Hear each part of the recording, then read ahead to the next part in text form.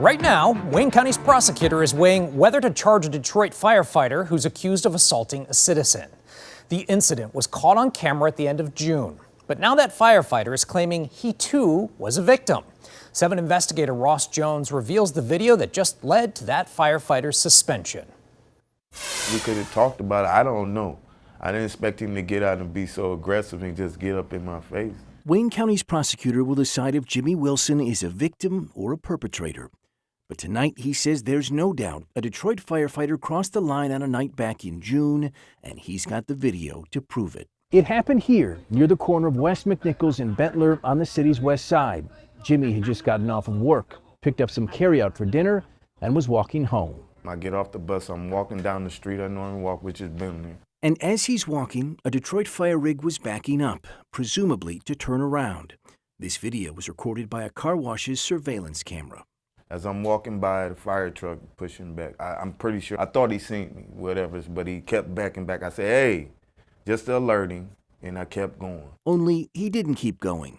There's no audio on the video, but Jimmy can be seen walking back towards the rig, where he says words were exchanged. I said, y'all need to watch where the you going. As soon as I said that, it was like I saw the passenger door open. And before I know it, I'm standing, he's in my face. For about the next 10 seconds, Jimmy and the firefighters disappear, obscured behind the rig. We are blurring the firefighters' faces because they have not been charged with a crime. When they're finally back in view, a sergeant is seen with his hand around Jimmy's collar before shoving him into the rig. And I'm like, just get out of my face. And that's when he grabbed me. I thought he was gonna throw me on the ground because I didn't have nothing. And then I hit the truck, and then that's when the other firemen came in. 3 other firefighters surround him as the scuffle continues. At one point, Jimmy is seen trying to push the firefighter back, his hand pushing his glasses off his face. I tried to yank myself away, and that's when he just started punching. 1, 2, 3 punches to his head. Jimmy falls to the ground, and while he's there, at least 2 more punches are thrown by the sergeant.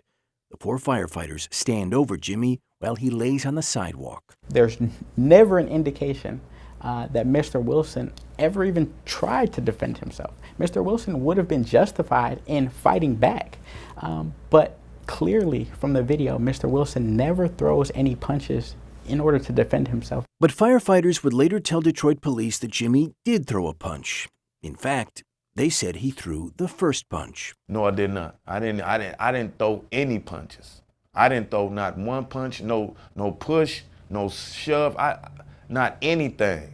On camera, Jimmy isn't seen throwing any punches. There is no camera angle showing what happened behind the rig, but Jimmy does admit to throwing something. They claim that you threw food at their truck. I did not at the fire truck. I threw my food straight across. It was right on the ground. I just threw my food like that. Even assuming what they're saying is true, that's a completely unjustified response. Police intervention is the appropriate response to something like that. Afterwards, both sides reported injuries, a swollen knot on the sergeant's left eye, and for Jimmy, a black eye, swollen arm, and dizziness he says he still struggles with. Detroit police investigated, and tonight, the Wayne County Prosecutor's Office confirms it is reviewing warrants for both the firefighter and Jimmy. Then today, just hours ago, in response to our reporting, Executive Fire Commissioner Charles Sims announced he was placing the sergeant on paid leave while an investigation continues. He said he hadn't seen the video until we showed it to him. I found some parts of the video disturbing.